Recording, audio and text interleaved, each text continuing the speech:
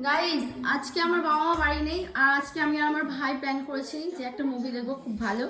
এই যে মুভিটা চলছে, আর এই যে আমার ভাই এখানে নিয়ে বসে পড়েছে। লেবুগুলো আমি কেটে এনেছি।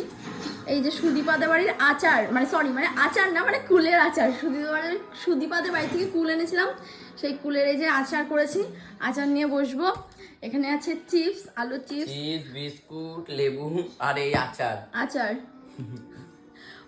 হলে গেলে তো মানে কত টাকা খরচ হতো, তো বাড়িতে বসেই দেখে নি। ভাই এই মুভিটা আমাকে সাজেস্ট করেছে ওয়েডনেসডে। এটা অনেকদিন ধরে দেখবো প্ল্যান ছিল, কিন্তু আর দেখা হচ্ছিল না, তাই আজকে ঠিক করলাম আজকে দেখবো। আজকে বাড়িতে কেউ নেই, ফাঁকা, আজকে কোনো চাপ নেই, তো আমি আর ভাই বসে পড়েছি মুভি দেখতে।